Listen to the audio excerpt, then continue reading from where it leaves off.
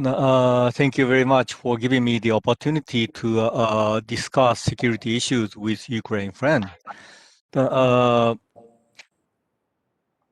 about First of all, I need to apologize for my poor English because I didn't enter high school, but I entered the JMSDF, Japanese Navy, just after the graduation from junior high school. Then I learned English on the USS Blue Ridge, the flagship of the 7th Fleet of US Navy. So my English is broken, Navy English. So if you cannot understand what I said, so please do not hesitate and ask me. I'd like to introduce my idea about the strategic environment surrounding Japan, Asia Pacific region. But strategy is the thing filling the goal and status quo. And have the each country has goal, but there are many limitation, problems, and intervention in the status quo. So how to solve the problem and how to avoid the intervention to reach the goal. It is this strategy. So I like to introduce my idea about Japanese goal. Is the key the free and open, safety and peaceful, stable condition in Asia Pacific. So today I'd like to introduce the situation in the Asia Pacific to Ukraine friends. And so at last, I'd like to introduce my idea to how to solve the problem. Now, I'd like to share my slide.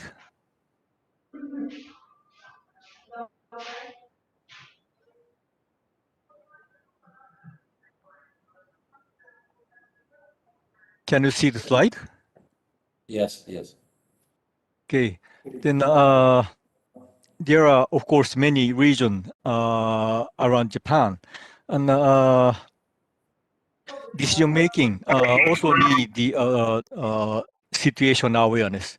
So I'd like to start from the situation awareness or the perception about situation of Japan. Uh, Japanese Defense White Paper 2020 described the security environment surrounding Japan as that the states in Indo-Pacific region, including Japan, of course, around in political, economic, ethnic, and religious diversity. Now, even the some U.S. United States friend, also misunderstand the Japan is same as China. But we are different. And, of course, we are democratic country. The China has different political system. And also the Japan has the market economy, but the China has the planned economy. Now also in the language, the Japan is using the Chinese character, but Japan had already had the original Japanese language when Japan import a Chinese character more than 1,000 years ago. So and those countries has the military power in some extent. And, United States and China and Russia and also Taiwan and South Korea. Those countries are in the Asia Pacific region. So Japan is always considering the balance of power and also the activities of each countries, behaviors of each countries, and then always considering how to deal with the issues. So the security environment surrounding Japan, then Japan concerns many issues around Japan. Now I'd like to introduce one by one in this slide. And in the Korean Peninsula, then North Korea and South Korea are still fighting, just ceasefire temporarily. Then U.S. Military forces also staying in South Korea. And, Korean Peninsula is very close to Japan. So if the fight or the North Korea, South Korea restart, commence firing, then it also has the huge influence on the Japan. So it is the one of the big problem around Japan. And North Korea is developing the nuclear weapons, and also the North Korea is launching the ballistic missiles many times. And North Korea developing the new nuclear weapons and missiles. And the distance from the North Korea to Tokyo is around the 1,000 kilometers. So Korea has some missiles, and Japan is already being covered by the North Korea middle range or the middle range missiles. And so it means the North Korea can threaten Japan by nuclear weapon anytime. But North Korea has already developed the ICBM, which has the 10,000 kilometers range. So North Korea now can cover the European countries by its nuclear weapon, and also the United States.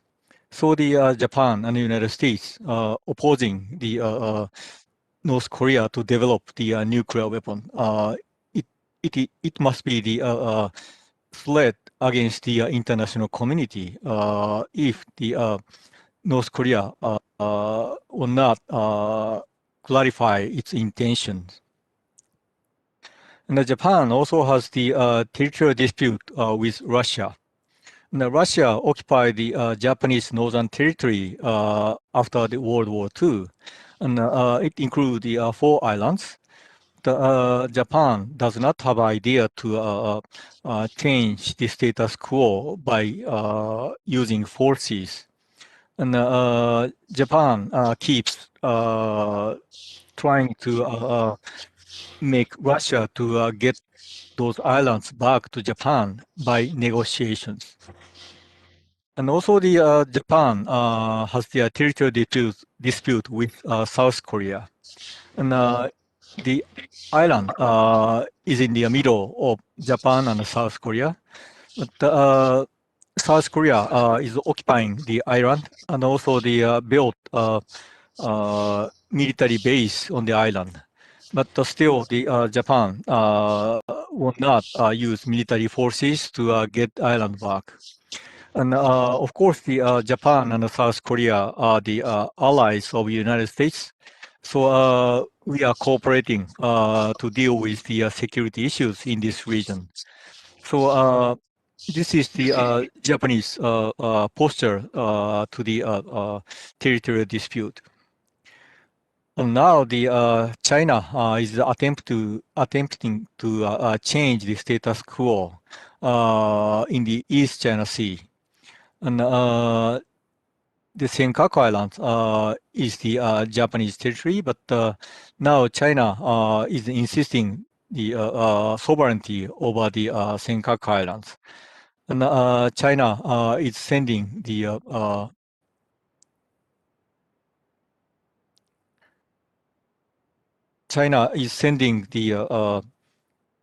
what do I say, Coast Guard patrol ships around Senkaku Island and pressuring the Japanese sovereignty and control over the Senkaku Island. And also the, oh, sorry. It's okay, we can hear you. Okay. Yeah. But the slide is not work. I would re-control the slide.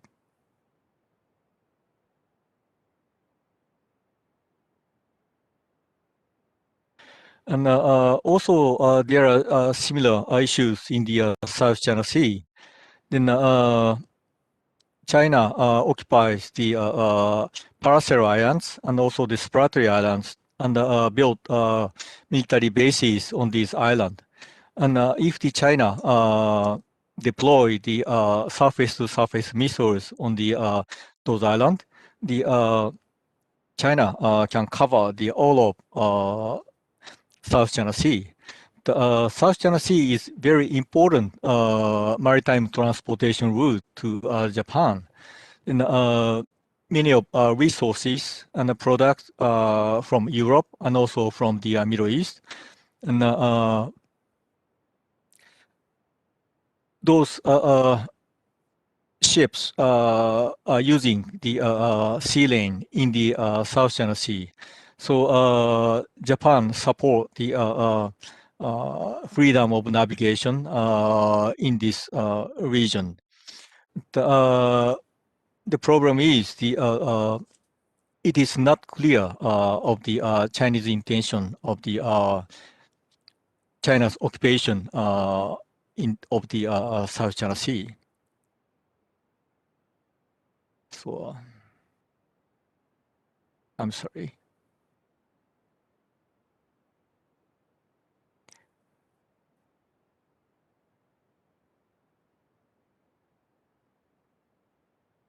And the South China Sea is also important for the United States and China.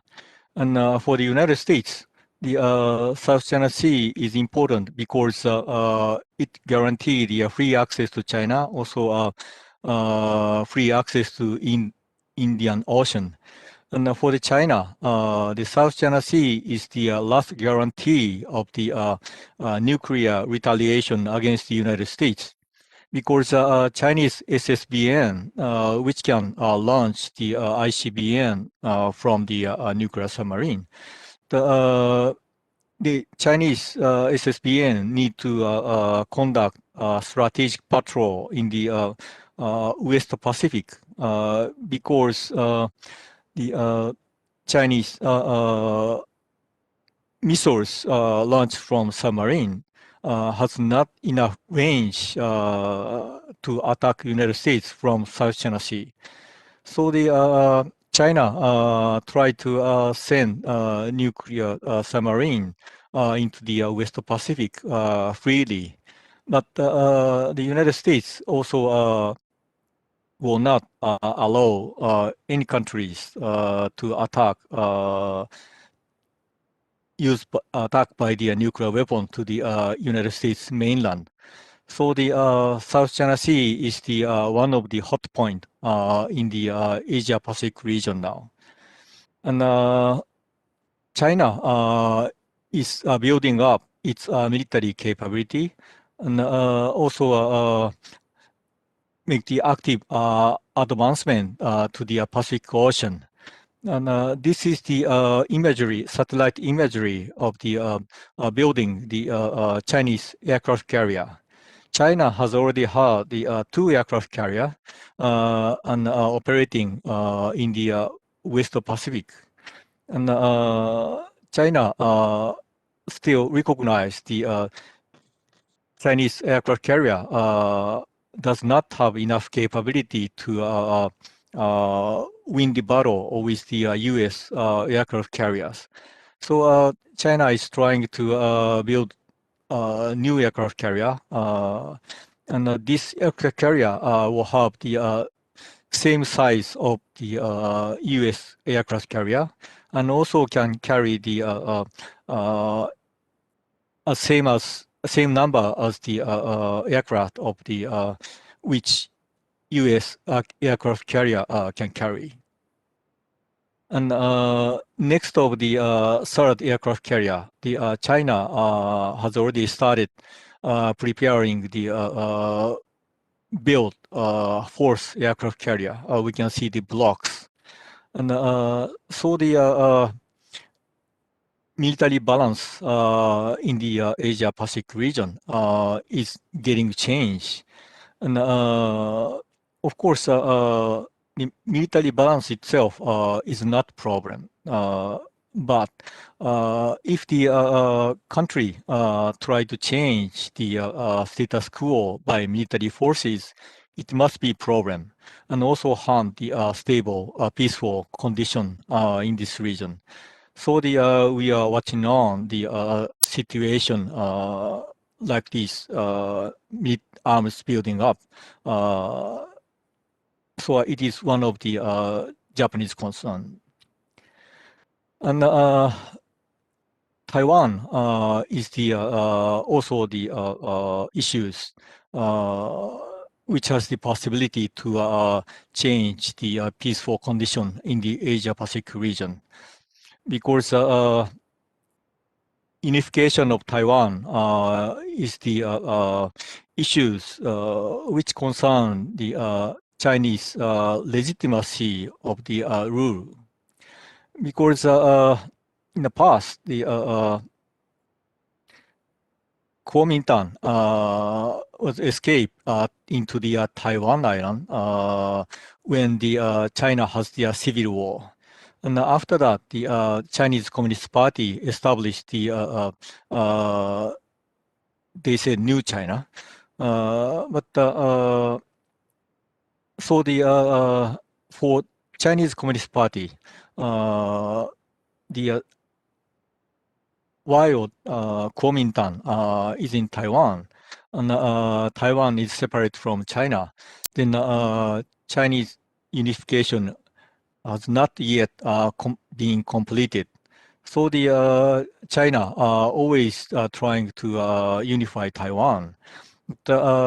China tried to unify Taiwan in peaceful way before, but recently the China changed its posture against Taiwan and pressuring the Taiwan by military forces and entering the Taiwanese ADIZ, Air Defense Identification Zone, by the Chinese military aircraft, and also the conduct Navy exercise around the water around Taiwan.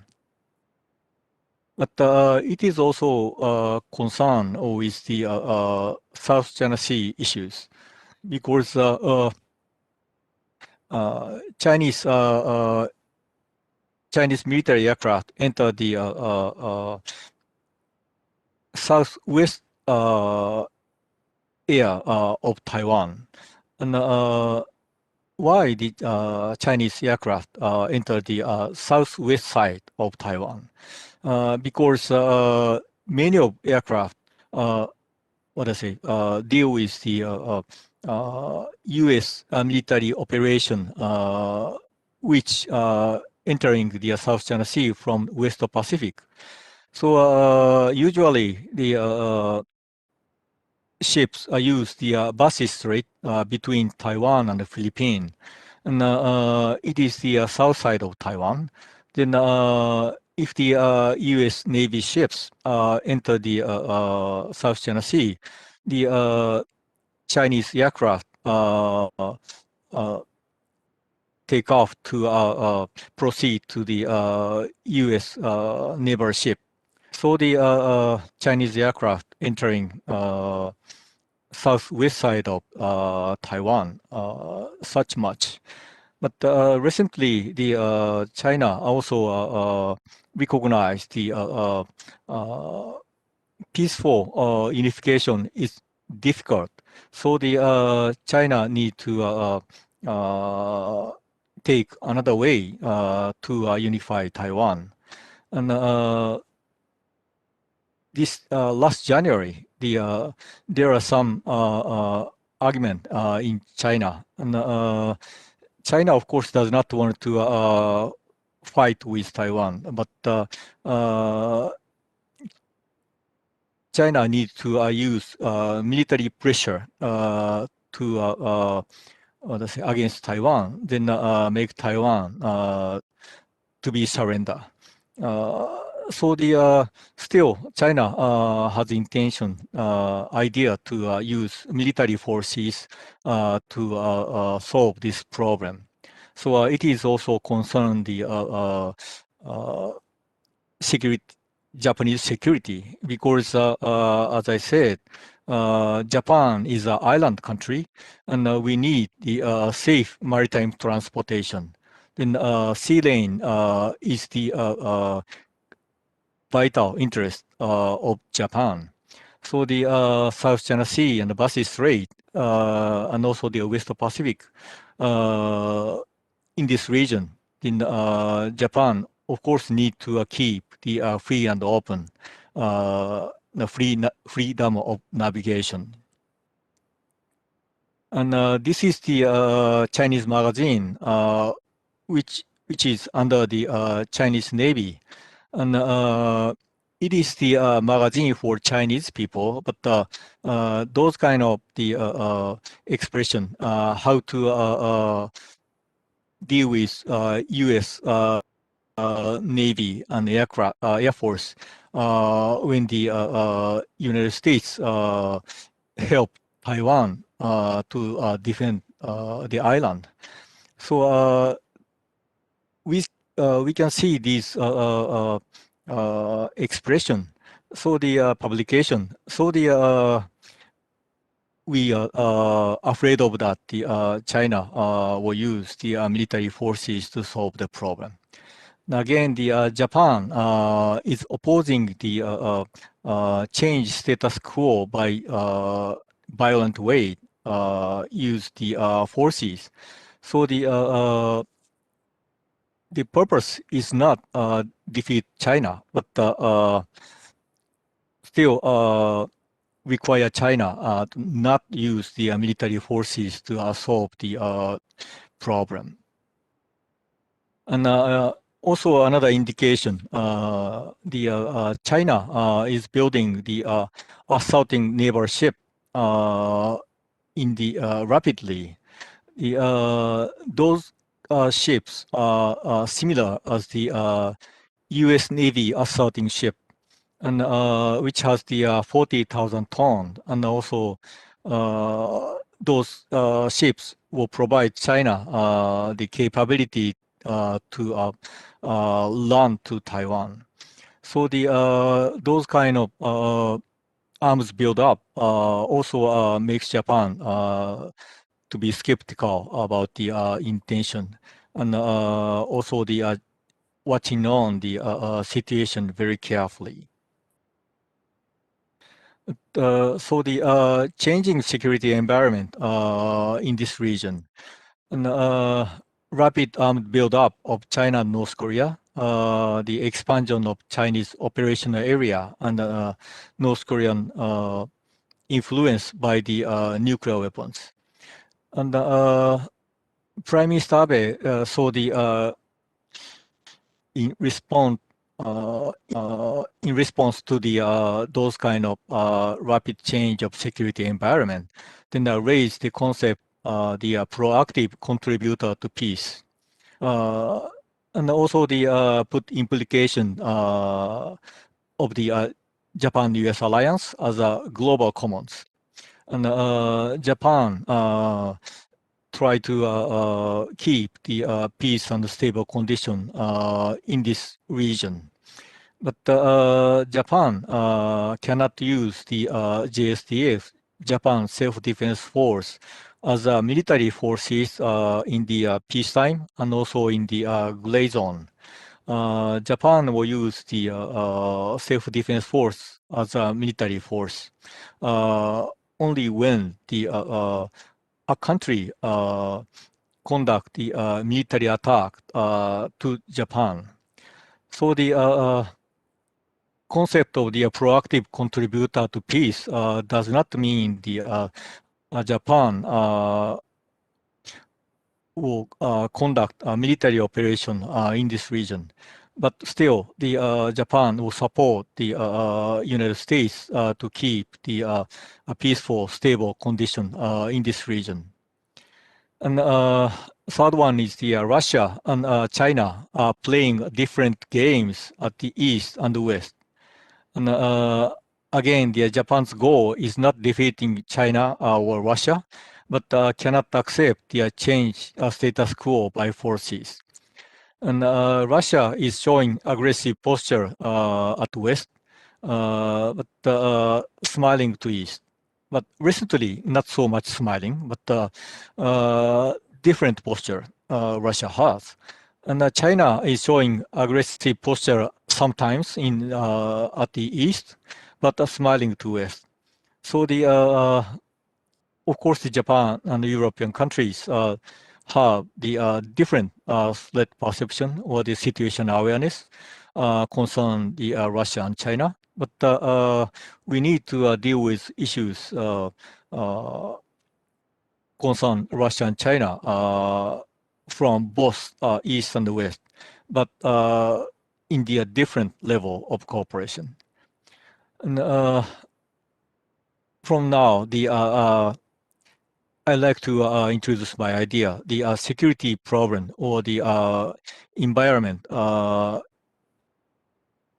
cannot, what I say, explain only in the region, because issues are not only in the region or the not only in the physical domain.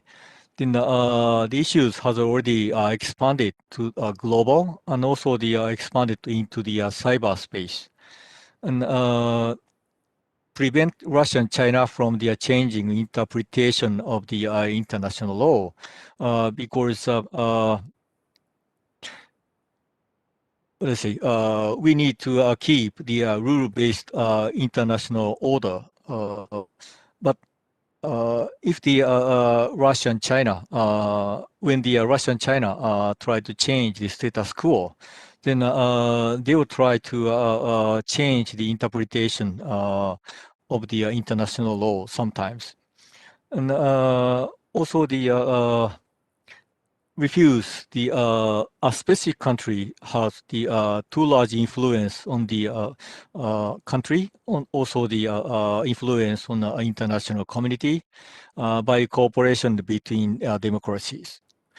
And also, U.S.-China major power game has large influence on the global and the regional security environment, and of course, huge influence on the Japanese security.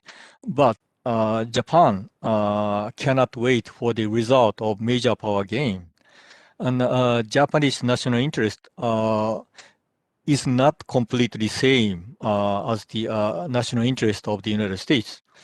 Japan has the Japan own the national interest, and of course, Japan and the United States cooperating to keep the stable condition in this region as allies. Uh, but Japan also has the Japanese idea and the Japanese interest. Then we means Japan and United States are always trying to share the perception and try to fill the perception gap, and also try to what I say reach the common goal, and also the try to conduct the joint operation, not only military. So the now the U.S.-China major power game looks the define the regional security and also the international security. So the I like to explain my idea, introduce my idea about the U.S.-China relations. And United States started block the Chinese product or some business from U.S. market from the 2018. The United States said because the China has already conducting the a Cold War against the United States. The those kind of the U.S.-China so-called trade war expanded into the security domain, then we can see the U.S. Idea about the U.S.-China relations from the series of the U.S. strategic document. And most fundamental one is the published in the December 2017, and that was the National Security Strategy published by the White House, and it describes that the great, what do I say, competition among the great powers, major powers, is back. It is the fundamental concept of the United States when it comes to deal with the issues concern China. And also the National Defense Strategy published by the Department of Defense, and a Nuclear Posture Review, and also the Indo-Pacific Strategic Report 2019, all indicate the U.S. strong posture against China. And the U.S.-China confrontation is not only the economic domain and the military domain, and also expand in the what I say, value and ideology domains. And October 2019, the U.S. State Secretary Pompeo made a speech and said China has conflicting ideologies and values. And the Chinese Communist Party is a Marxist and Leninist party. And Chinese Communist Party set sight on the struggle and world domination. In this expression could be seen in the series of the speech by the State Secretary Pompeo until the July 2020. And there are three characteristics issues in divided market and military competition and value and ideological conflict. It can be, say, the Cold War structure. But I'm always saying the U.S.-China new Cold War. Then why I put the word new before the Cold War? Because in the U.S.-Soviet Cold War, then U.S. Built the West Bloc, and also the Soviet Union has the East Bloc. Then East and the West did not have the economic relations. But now the United States and China, both major powers are in the one global economic zone. And also the supply chains is much more complicated than the before. Then it is difficult to what I say separate the U.S. camp and also China camp. So the it is the situation, a present situation, but still the U.S.-China relation has the three characters which indicate the Cold War structure. The situation was changed because of the U.S. has a new president, Biden, and so the what will be changed under the U.S. new president? Then we must recognize that the goal of the Communist Party will not change. So the what is the goal is the long-term stable rule over China by the Communist Party. But as I said, the Chinese strategy will change because the situation would maybe change in the future. And but the Chinese Communist Party needs to what I say reach the goal, then need to show the how Communist Party is correct. And President Xi has already declared that the great rejuvenation of Chinese nation, and also the territorial reunification is the must be what I say completed. It is the requirement of the great rejuvenation of Chinese nation. So Chinese Communist Party is trying to show the great China to the Chinese people, but avoiding the interference by other major powers. The, while avoiding the war with the United States and trying to get the dominant economic and military position in the international community. On the other hand, the United States, Biden administration will continue to hold on to the concept of great power competition. And now it is because of the political atmosphere in the United States. And also the President Biden will listen the what I say idea of each what I say department, State Department, and also the Department of Defense. Now the State Secretary Blinken and also the Defense Secretary Austin has already shown the strong posture against China. And although the President Biden personally does not want to criticize the China such severely, but the government itself may take the strong posture against China.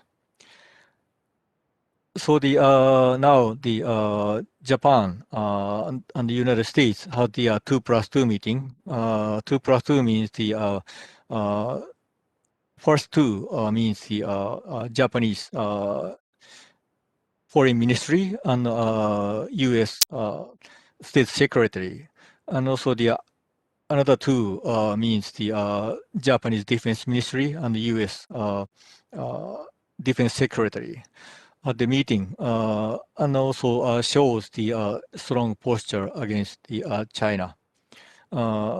So we and also include China, recognize the competition will be base of the U.S.-China relations even in the future. But China also tries to what I say strengthen the cooperative framework with the United States. For example, in the climate change issues, or the counter COVID-19 campaign like that. So the situation is not such simple like the U.S.-Soviet Cold War, but still we need to watch on the two different aspects of the competition and the cooperation. And now the confrontation between the United States and China is in the digital economy. And Chinese goal is to seize control of the digital economy and what I see, get the superiority in the future business and also the future military operation. And, so the China is trying to build its own network infrastructures and also provide the what I say equipment on the network and also the application on the network, and also the implementation of Chinese standard in the international community is also the issues. it must be the milestone on the expansion of Chinese influence in the network. And as we know, the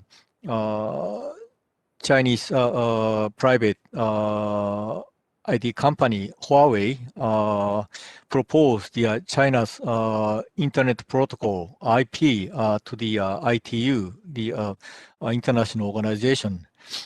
The delegation from the Europe in the ITU recognized the Chinese IP was the what I say too centralized. And if the international what I say community adopt the this standard, network standard, then a specific country or some specific country can control the information on the network easily. So the ITU did not accept the Huawei's proposal, but still the those kind of situation show the China try to get the superiority in the network and also the information sharing. And as we understand, the China has already have the high technologies and like the 5Gs and also a big data management and cloud computing, and providing the services to the not only Chinese society but also the to other countries. And services itself is not bad, and also business is not bad. But if the China has some different political idea behind the economic activities, we must watch on the those kind of activities. And, those kind of standards define the functionality and interoperability of the advanced technology in the global in the future. The significance of the digital economic seizure means the China President Xi has always said the fusion of civil military civil fusion, and we cannot separate the private lives and also social activities and economic activities and no military operation, because all of the activities based on network. And we can chat with our friends by SNS, and also we can use the online payment service. Then we don't have to bring the cash, and also the we are using the let's say something remote control.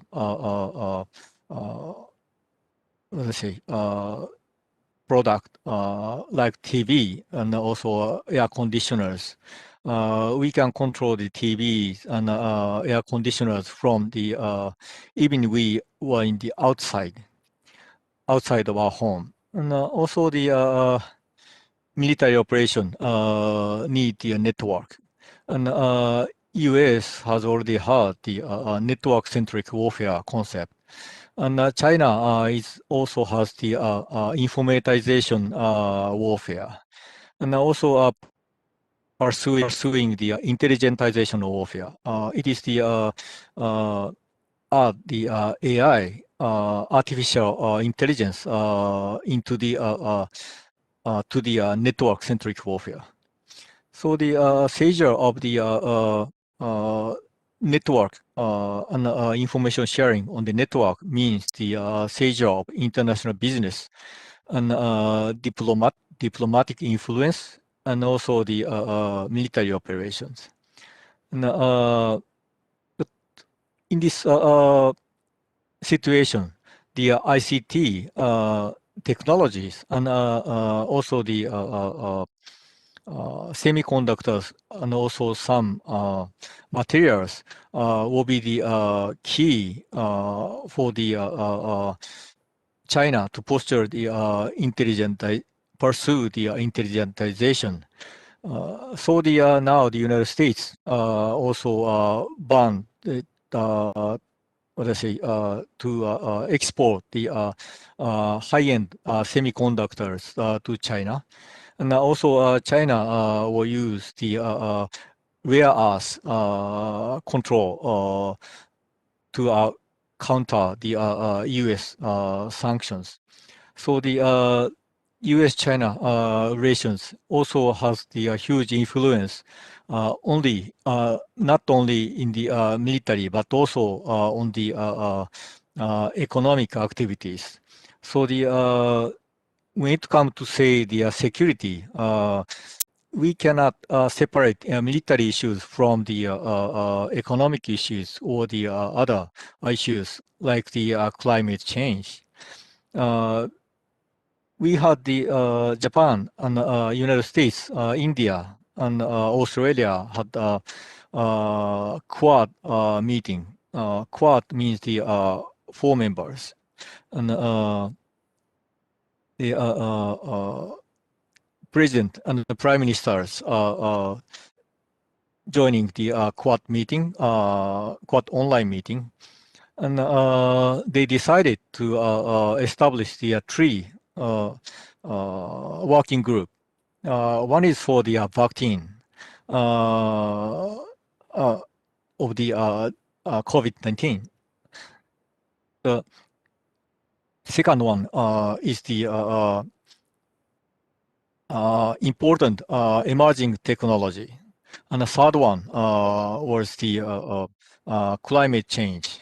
These three issues which the China tried to use for getting influence over the international community, because now the Japan, United States, and other countries cannot provide vaccine to the developing countries because it is difficult to keep the vaccine even in the domestic for the its own people. So the Quad countries try to solve the problem. So it is also China may recognize the Quad countries try to block the Chinese what I say activities to advance in its influence. And emerging technology also concern the digital economy. And China may recognize the those kind of workshop will study how to block the Chinese what I say innovations or something influence on the digital economy. And the climate change issues also the China try to play a leading role in these issues. So the if the United States and other Quad countries will deal with the climate change issues very positively, the Chinese influence must be decreased. So the Quad meeting also has the strategic meaning to keep the balance in the international community. But I'm afraid of that the China is not satisfied about the those kind of effort of the Quad countries. Now, originally, the China what I say, had idea to establish the Belt and Road initiative. There are two purposes. One is the avoiding conflict with the United States, and so the China said the China need to march westward, and also the one other thing is the economic reason in the inland China, and Chinese leaderships are always considering the what I say gaps between the rich and poor in China. It means also the Beijing, Shanghai, Guangzhou getting the rich because of the open door policy and also the introduce the market economy. The inland China cannot be developed by the open door policy. So the China tried to what I say expand its economic development from the what I say coast side to the inland, but all of the project was failed. Then a Belt and Road Initiative required the inland of China themselves to be the economic hub, then to make trade with the Central Asian countries. So the China decided to march westward. But the situation was getting changed because United States also worry about the Chinese activities in the west side of China. And China also has been skeptical with the U.S. Intention about the military attack to China and intervene the Chinese development. So the two countries, the United States and China, are in the traditional security dilemma situation. So Japan is in the middle of the United States and China, and also the try to keep the stable condition in this region and also in the international community. But still, we cannot accept the violent measures. So any Japanese Japan cannot accept the any country to use the violent measures to change the situation. And China also has the situation has already changed, I said, because of the U.S. posture, and also the we cannot focus the region because of the expansion of the economic activities and military activities, and also because of the Chinese intention. China tried to implement its own standard to the international community. It is not regional problem, but the international problems. And, if the those kind of rules, norms, and the standard can be accepted by other countries, it is no problem. But still, it is not clear for us. And China also tried to get the position of a director general or secretary general in the UN specialized agencies and international organization. Those kind of activities also makes the other countries to be afraid of the or the skeptical about the Chinese intention. And it is an example of the Chinese effort to establish its own network infrastructure. It is network by the satellite in the outer space. And also China is trying to construct the submarine cable because more than 95% of the information use the submarine cable. Then before the China recognized all of the submarine cable were controlled by the United States. So the China need to go to outer space. But now the China returned to the submarine cable construction. And it is also makes United States to be worried about the result. And China also has established the Chinese own GPS global positioning system named Beidou. And it is not only the positioning system, but China is trying to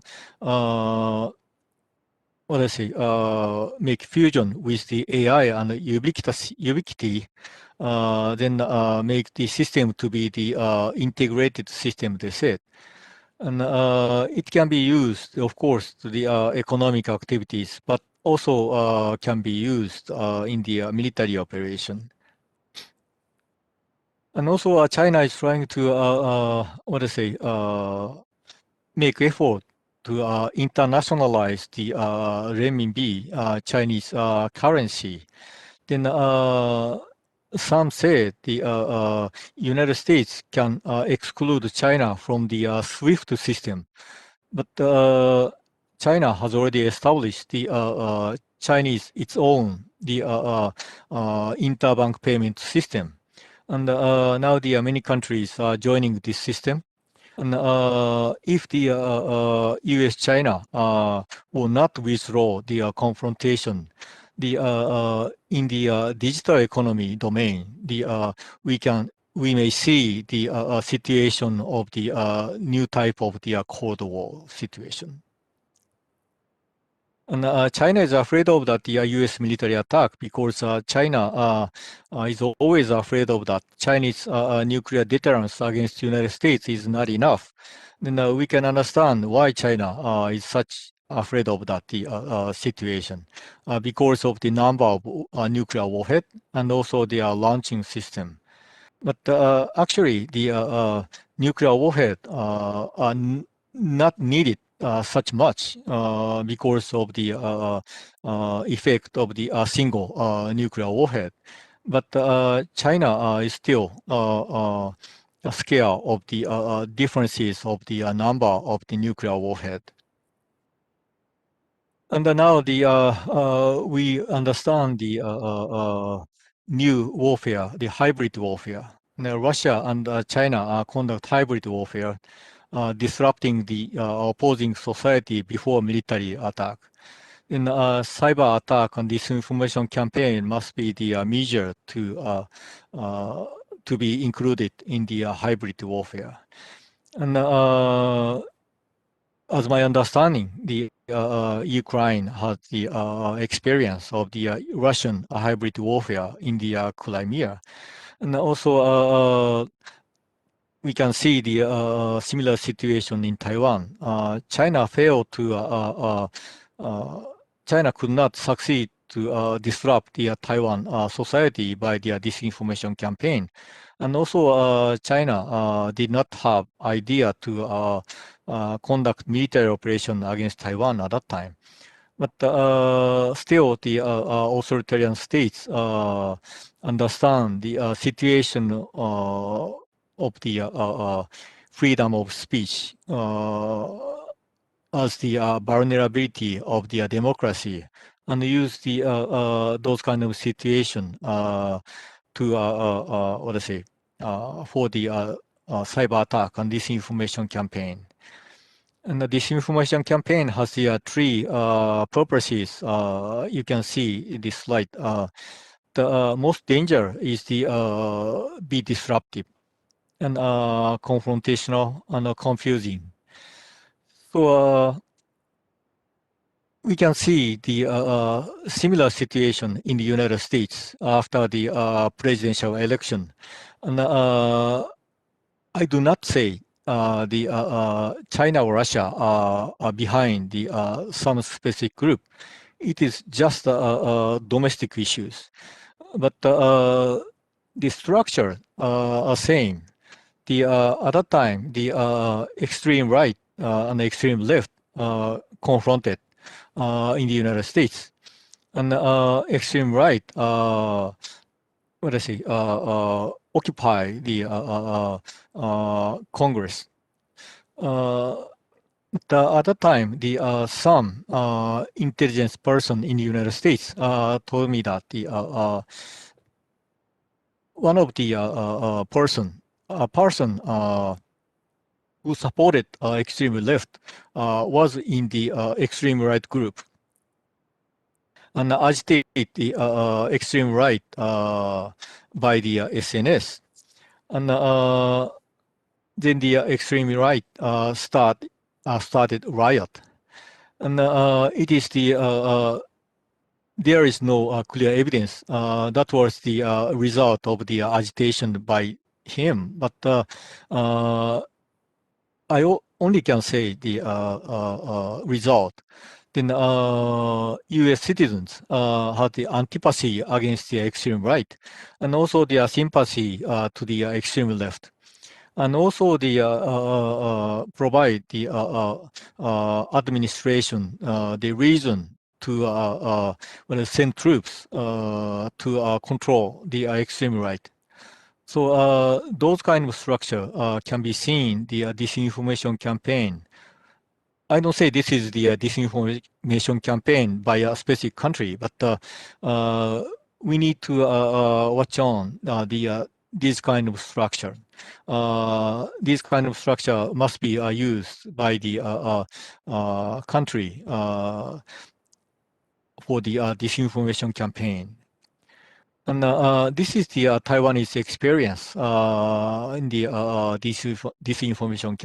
counter disinformation measures at the presidential election. And as I said, we cannot separate the private lives, social activities, economic activities, and the military operation.